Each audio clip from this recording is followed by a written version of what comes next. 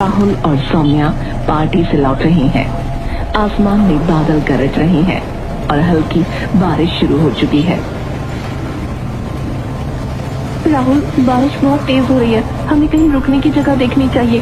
हाँ सौम्या, आगे कोई गांव दिखाई दे रहा है, वहाँ चलते हैं, शायद रुकने की जगह मिल जाए। राहुल बाइक गांव की तरफ मोड़ता है। बारिश और तेज हो जाती है। अचानक उनकी बाइक एक पुराने चर्च के सामने बंद हो जाती है। चर्च का माहौल डरावना है। पुराने गेट पर जंग लगी हुई है। अंदर की मध्यम रोशनी माहौल को और रहस्यमयी बना रही है। गेट पर एक नन खड़ी है। उसकी आंखें स्थिर और ठंडी हैं। राहुल और सौम्या उसे देखकर ठिठक जाते हैं। राहुल, ये कौन है? रात के इस समय यहाँ नन? नन उन दोनों को घूरते हुए बोलती है, बारिश हो रही है, अगर चाहो तो अंदर आकर रुक सकते हो। रात बिताने के लिए चर्च एक सुरक्षित जगह है। सौम्या तुरंत पीछे हट जाती है। उसकी आवाज में डर है। राहुल, मुझे ये जगह ठीक नहीं लग रही, चलो ना कहीं और चलते हैं। सौम्या, इतनी तेज बारिश में कहाँ जाएंगे? रात यहीं रुक जाते ना, सुबह होते निकल जाएंगे। सौम्या अनमने ढंग से राहुल की बात मान लेती है।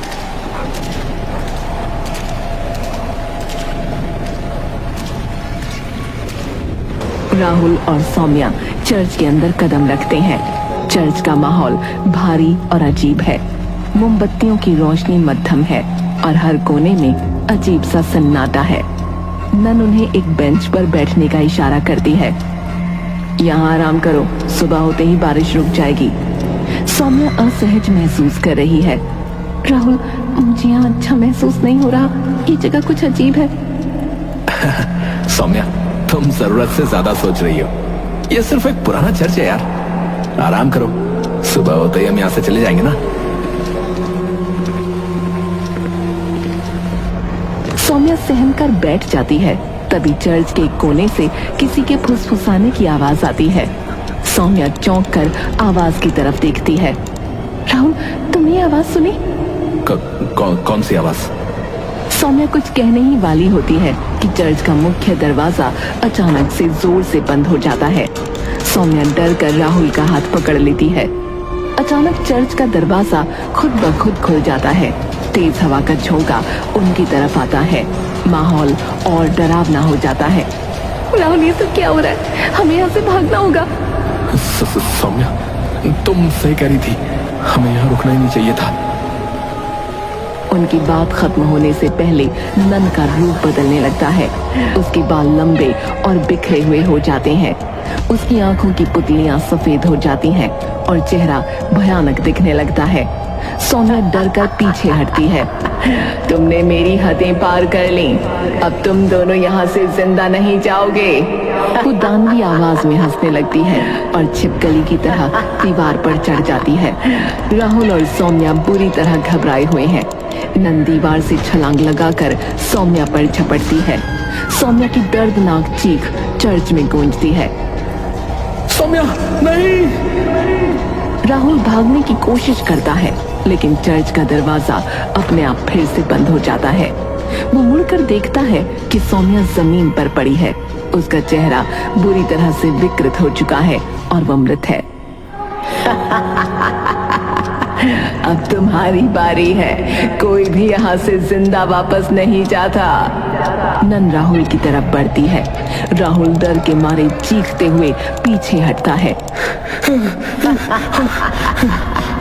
कुछ ही पलों में राहुल की चीखें भी चर्च में गूंजने लगती हैं।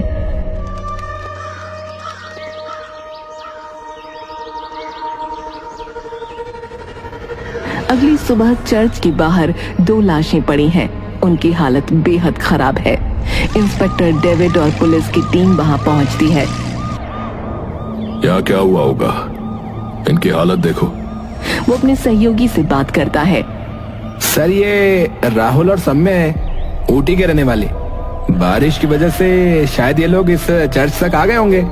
तभी एक जीप वहां रुकती है। जीप का ड्राइवर डरा हुआ है और चर्च की तरफ देखते हुए इंस्पेक्टर से कहता है, सर, ऐसा पहली बार नहीं हुआ है। इस चर्च के पास रात के समय कोई रुकता नहीं है। जो भी यहाँ आता है वो जो है वो वापस नहीं लौटता है। तुम कहना क्या चाहते हो? कहते हैं सर कि इस चर्च में एक शापित नन रहती है। वो रात में अपने शिकार की तलाश में रहती है। लोग डर के मारे इस गांव की तरफ भी नहीं आते। इंस्पेक्टर डेविड कुछ नहीं कहता और वहां से चला जाता है। कुछ देर बाद राहुल और सौम्या की लाशें उनके परिवार वालों को सौंप दी जाती हैं। गांव का माहौल रहस्यमयी और डरावना बना रहता है।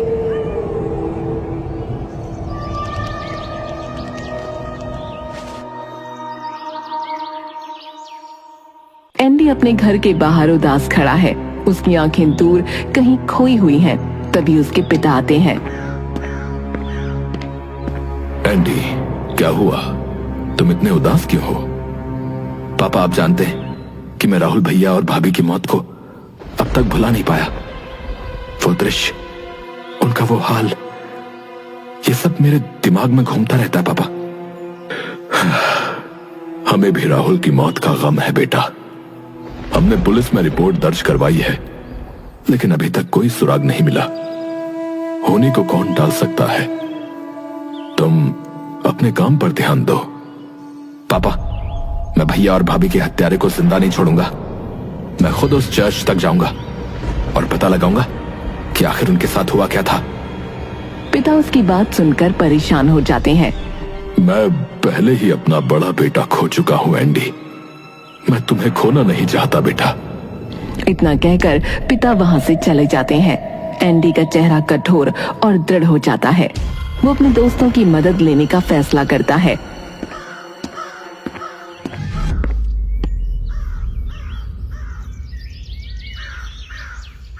एंडी एक रेस्टोरेंट में अपने दोस्तों अर्जुन और राशि के साथ बैठा है। मैं जोसेफाबाद जाऊंगा। मुझे अपने भाई और भाभी के हत्यारे का पता लगाना है। एंडी, मैंने उस चर्च के बारे में बहुत सुना है। कहते हैं यार कि वो शापित है। वहां एक शापित नन रहती है यार। जो लाशें तुम्हारे भैया और भाभी की मिली थी, वे इंसान के हाथों की हत्या जैसी नहीं लगती यार। मुझे लगता है ये किसी प्रेत आत्मा का काम है। एंडी अर्जुन की बात सुनकर गुस्से में जवाब देता है। ये सब बकवास है यार। मैं इन कहानियों पर विश्वास नहीं करता। राशि अर्जुन की बात काटते हुए, एंडी सही कह रहा है। हमें खुद जाकर सच का पता लगाना चाहिए। बिना जांच के ऐसे निष्कर्ष पर मत पहुंचो। अर्जुन थोड़ी देर सोचता है, फिर हार मानकर कहता है, ठीक है, हम कल ही जोसेफाबाद चलेंगे, ठीक है?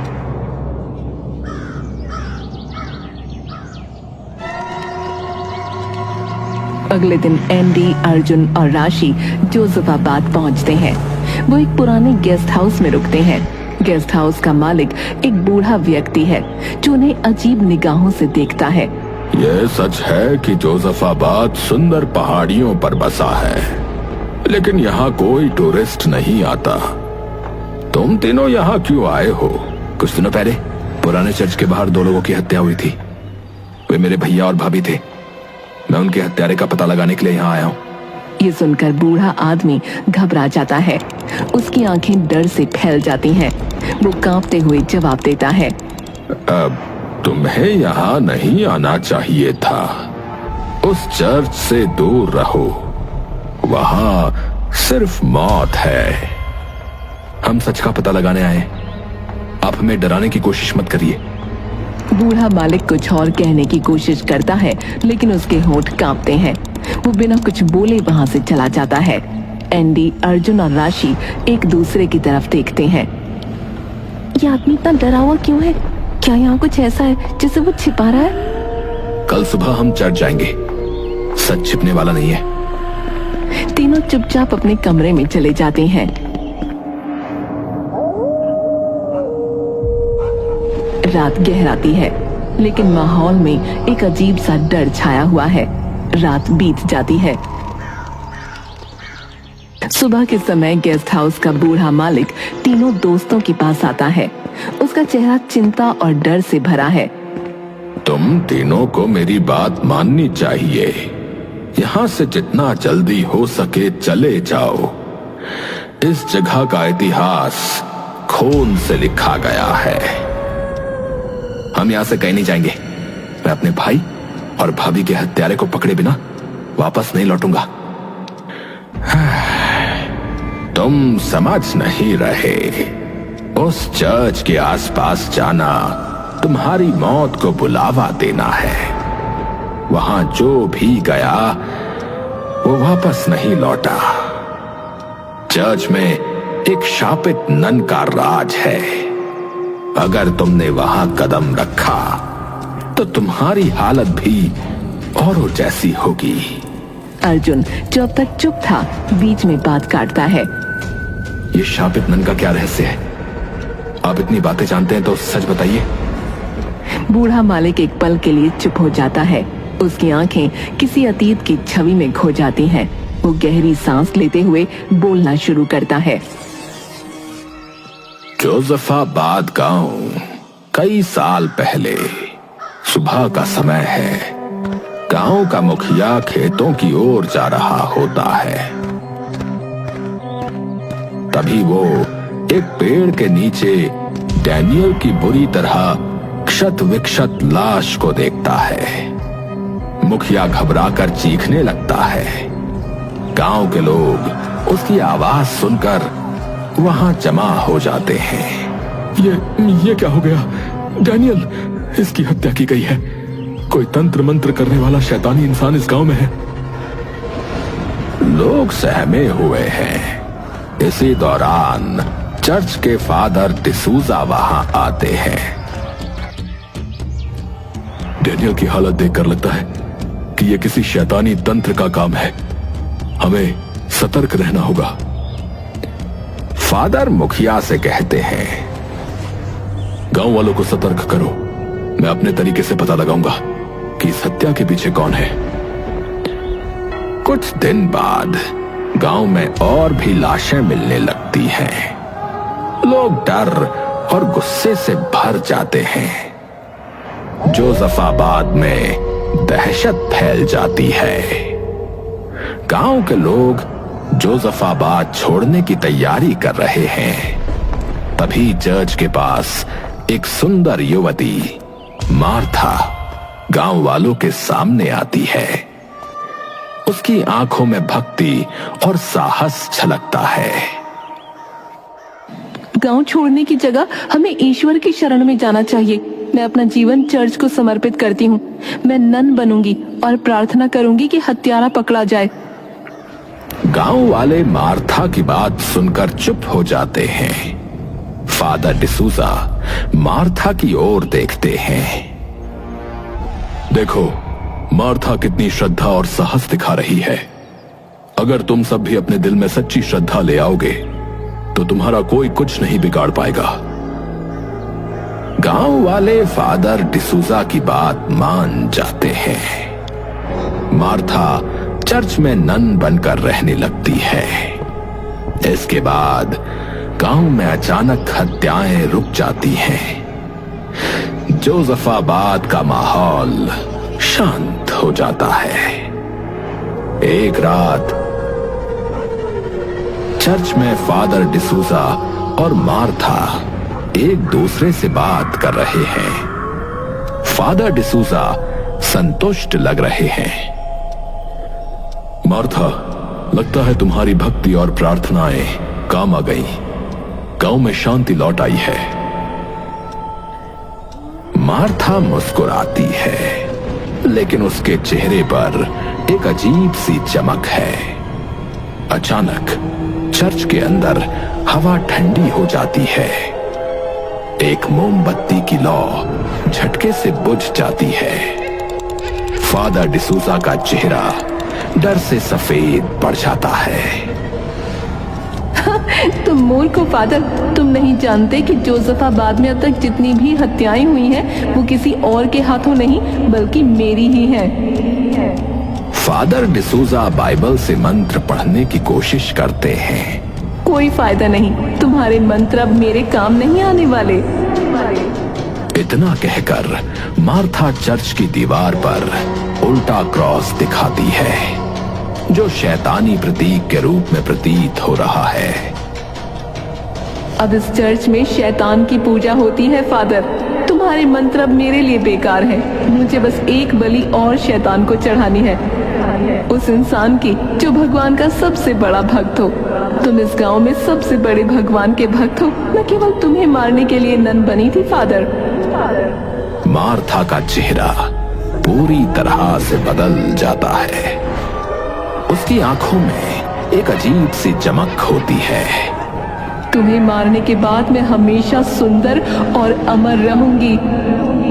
इत्तेफाक से चर्च के दरवाजे के बाहर खड़ा एक बूढ़ा व्यक्ति चार्ल्स ये सारी बातें सुन रहा होता है। चार्ल्स घबराते हुए गांव के मुखिया के पास जाता है। वो उसे पूरी घटना बताता है। चलिए जल्दी चलिए मुखिया जी, मार्था शैतान की पुजारन है, फादर की जान खतरे में है। मुखिया चार्ल्स की बात सुनकर फौरन गांव वालों को इकट्ठा करता है। वे सभी चर्च की ओर चल पड़ते हैं। चर्च में गांव वाले जमा हो जाते हैं और मार्था चौंक जाती है। फादर डिसूजा डरे हुए अंदाज में मुखिया से कहते हैं, ये लड़की एक शैतान है मुखिया, इसने ही गांव वालों की बलि ली थी। मुखिया गुस्से में आता है और मार्था को चर्च से बाहर घसीटता है। गांव वाले भी उसकी मदद करते हैं। तुम्हारे जैसे राक्षसों को अब हमें इस गांव से बाहर करना होगा। मार्था को चर्च के बाहर ले जाकर गांव वाले उसे जिंदा जला देते हैं। जलती हुई मार्था मुखिया से कहती है, तुम लोग समझते हो कि तुम्हें मुझसे आजादी मिल गई है, लेकिन ऐसा संभव नहीं है। याद रखना, इस चर्च में अब कभी भी भगवान की प्रार्थना नहीं होगी। जब जब कोई भी इंसान रात के अंधेरे में या दिन के उजाले में इस चर्च में आएगा, वो जिंदा वापस नहीं जाएगा। मेरा कहर उसे तोड़ेगा। मार्था की आवाज धीरे धीरे फीकी होती जाती है और वो जलती हुई राख में तब्दील हो जाती है। उसकी आखिरी आवाज गांव में गूंजती है। नहीं जाएगा, मेरा कहर उसे तोड़ेगा। गेस्ट हाउस का बड़ा मालिक, जो घटना सुन चुका है, अब तीनों दोस्तों की ओर देखता है। राशि, जो अब तक चुप थी, उसकी बातों का मजाक उड़ाती है। ये सब बकवास है, मैं इन बातों को नहीं मानती। मैं अभी इसी वक्त चर्च जाऊंगी और सबको दिखा दूंगी कि ये सारी बातें कितनी बेकार हैं। इतना कहकर राशि चर्च की ओर दौड़ने लगती है। अर्जुन उसे रोकने की कोशिश करता है, लेकिन राशि नहीं रुकती। राशि, तुम कहाँ जा रही हो? ये ठीक नहीं है। राशि बिना किसी डर के चर्च की ओर दौड़ जाती है। एंडी और अर्जुन उसके पीछे भागते हैं। उसी समय इंस्पेक्टर डेविड चर्च के पास आता है। गेस्ट हाउस का मालिक डरते हुए इंस्पेक्टर डेविड को सारी घटना बताता है। इंस्पेक्टर, इस गांव में कुछ बहुत गलत हो रहा है। मार्था के बारे में जो कुछ भी हम सुन चुके हैं वो सच है। वो तीनों बच्चे चर्च में जाकर औरों की तरह अपनी जान गंवाएंगे। इंस्पेक्टर डेविड गंभीर होकर सोचता है। तुम ठीक कह रहे हो, लेकिन इस बार हमें सच का सामना करना होगा। इंस्पेक्टर डेविड और गेस्ट हाउस का मालिक चर्च की ओर बढ़ते हैं, जहां राशि और बाकी लोग पहले से पहुंचे हुए हैं। राशि चर्च के अंदर कदम रखती है। उसके दोस्त एंडी और अर्जुन भी उसके पीछे आते हैं। चर्च का वातावरण घना और डरावना है। तुम सब डरते हुए खड़े क्यों हो? देखो, मैं कहती हूँ ये सब सिर्फ अफवाहें हैं। राशि, तुम ठीक कह रही हो, लेकिन ये जगह ठीक नहीं लगती। अचानक से दरवाजे बंद हो जाते हैं। वहाँ का माहौल और भी खौफनाक हो जाता है। देखो, ये क्या हुआ? तभी एक खौफनाक हंसी सुनाई देती है और मार्था की छाया चर्च के अंदर दिखाई देती है। उसकी आंखें लाल हो जाती हैं। उसके होठों पर भयानक मुस्कान फैल जाती है। तुम सब आए तो हो, लेकिन जा नहीं पाओगे। राशि और एंडी घबराते हुए पीछे हटते हैं, लेकिन तभी मार्था अपनी शक्ति से एंडी को पकड़ लेती है।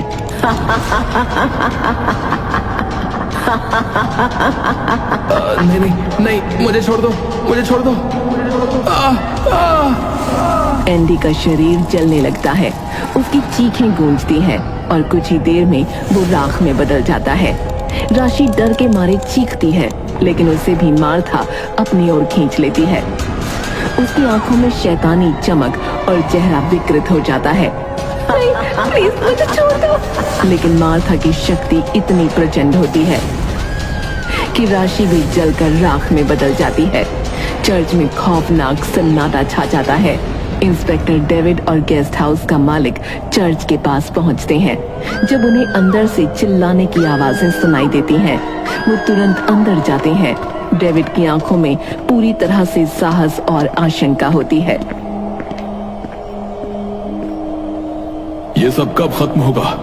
हमें उसे रोकना होगा। चर्च के अंदर हर जगह अंधेरा और भय का साम्राज्य है, लेकिन तभी गेस्ट हाउस के मालिक की नजर एक पुराने पवित्र लॉकेट पर पड़ती है, जो चर्च के एक कोने में पड़ा है।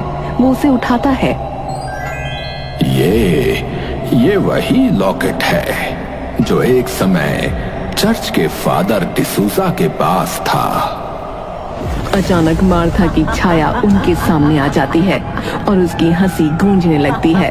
वो अपनी शैतानी शक्ति से चर्च को हिला देती है। तुम सब क्या करोगे? तुम्हारे पास जो कुछ भी है वो मेरे सामने बेकार है। मैं इसे खत्म करूंगा। ये जगह अब किसी शैतानी ताकत से नहीं डरने वाली। डेविड गेस्ट हाउस के मालिक से पवित्र लॉकेट को लेकर मार्था की ओर बढ़ता है। जैसे ही वो लॉकेट को अपनी हथेली में पकड़ता है, लॉकेट की पवित्र ऊर्जा मार्था को आक्रमण करती है। नहीं, ये क्या हो रहा है? मार्था की शक्ति कमजोर पड़ने लगती है और उसके शरीर में अजीब सा दर्द होने लगता है। वो बुरी तरह चिल्लाती है। गेस्ट हाउस का मालिक एक तेज प्रार्थना का जाप करता है और पवित्र लॉकेट की शक्ति से मार्था का शरीर जलने लगता है। ये वही शक्ति है जो उसे शापित करती है और उसी शक्ति से उसकी हार होगी। मार्था की हंसी धीमी पड़ने लगती है और उसकी शक्ति समाप्त हो जाती है। वो जलकर राख में बदलने लगती है और चर्च में शांति छा जाती है। मार्था के खत्म होने के बाद चर्च में अजीब सी शांति छा जाती है। इंस्पेक्टर डेविड और गेस्ट हाउस का मालिक चर्च से बाहर निकलने की कोशिश करते हैं। तभी उन्हें चर्च के कोने में अर्जुन का अर्ध मूर्छित शरीर दिखाई देता है। अर्जुन दीवार के पास बैठा हुआ कमजोर हालत में दिखता है। अर्जुन, तुम ठीक हो? मैं ठीक हूँ, लेकिन मैंने राशि और एंडी को मरते हुए देखा। मैं उनकी मदद नहीं कर सका। गेस्ट हाउस का मालिक अर्जुन की मदद करता है और उसे सहारा देकर खड़ा करता है। अर्जुन के चेहरे पर दर्द और अपराध बोध साफ झलकता है। तुमने जो देखा वो बहुत भयावह था, लेकिन ये तुम्हारी गलती नहीं है। हमने मार्था को खत्म कर दिया है। अब इस जगह का आतंक खत्म हो गया है। अर्जुन चर्च के अंदर चारों ओर देखता है। वहां अब केवल राख और शांत अंधेरा बचा है। उसकी आंखों में गहरी उदासी और थकावट दिखती है। काश मैं उन्हें बचा सकता। इंस्पेक्टर डेविड अर्जुन के कंधे पर हाथ रखता है और सांत्वना देता है। कभी कभी कुछ चीजें हमारी शक्ति से बाहर होती हैं। तुमने जो भी किया वो अपनी हिम्मत से किया। अब इस जगह को छोड़ने का समय है। अर्जुन, गेस्ट हाउस का मालिक और इंस्पेक्टर डेविड चर्च से बाहर निकलते हैं। चर्च के दरवाजे धीरे धीरे अपने आप बंद हो जाते हैं और एक आखिरी बार चर्च के ऊपर एक हल्की सी रहस्यमयी रोशनी चमकती है। ये संकेत है कि चर्च अब हमेशा के लिए शांत हो चुका है।